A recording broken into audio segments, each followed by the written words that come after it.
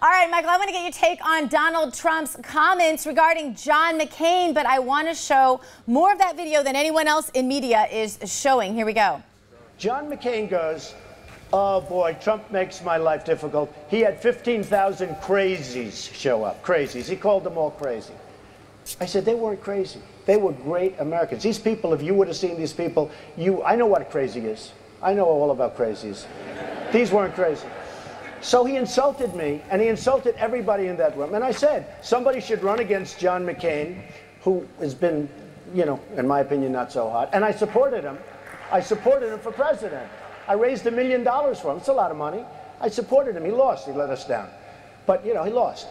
So I never liked him as much after that, because I don't like losers. But Frank, let me get to it. He hit me. He's not a war hero. He's a war hero. He's a war hero. 5.5 years. He's a war hero because he was captured. I like people that weren't captured, okay? I hate to tell you. Do you agree with that? He's a war hero because he was captured, okay? You can have, and I believe perhaps he's a war hero, but right now he said some very bad things about a lot of people. So what I said is, John McCain, I disagree with him that these people aren't crazy. And, very importantly, and I speak the truth, he graduated last in his class at Annapolis. So I said, nobody knows that. I said he graduated last or second to last. He graduated last in his class at Annapolis. And he was upset. I said, why, for telling the truth? See, you're not supposed to say that somebody graduated last or second to last in their class, because you're supposed to be, like Frank says, very nice. Folks, I want to make America great again. We want to get down to brass tacks. We don't want to listen to his stuff with being politically correct and everything has... We have a lot of work to do. Frank, the other day Hillary Clinton got up and she said, I didn't like Mr. Trump's tone. We have people, Christians, having their heads cut off in the Middle East. We have people dying all over the border, where I was right, 100% right.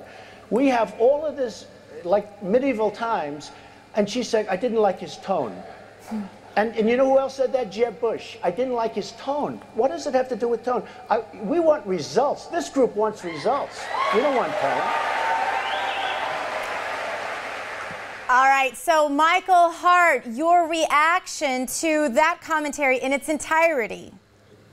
Well, Gina, Trump's right, and I understand his position about the war hero comment, and obviously McCain was imprisoned, a POW, I believe it was for 5 years, and that is certainly something to be lauded.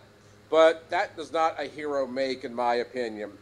Mr. Trump has said some things, quite frankly, that needed to be said, and calling out the right and Trump's followers as wackos is absolutely ludicrous.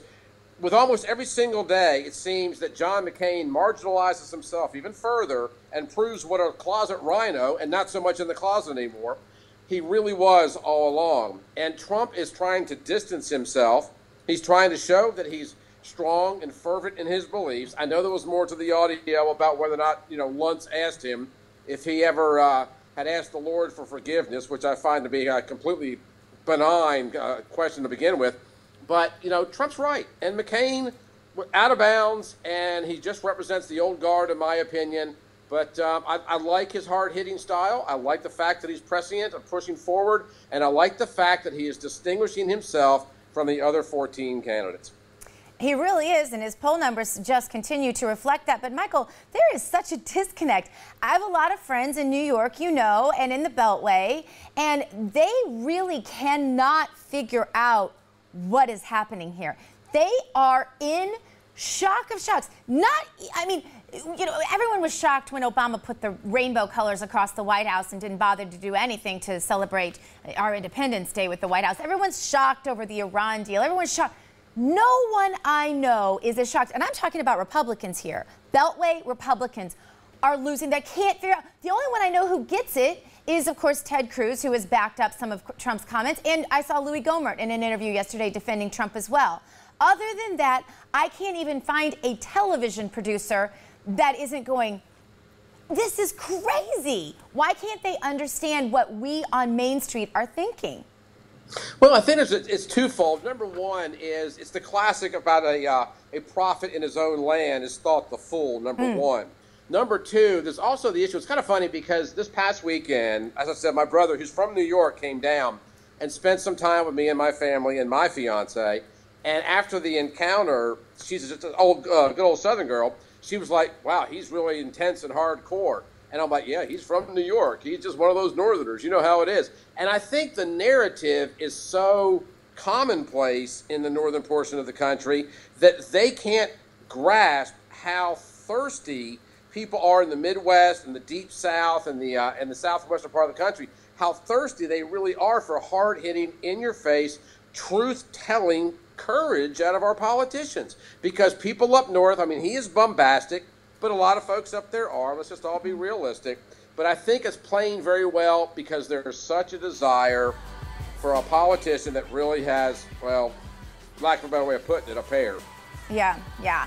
Well, Michael, we'll keep watching this. At least it's making our political season out of the norm, isn't it?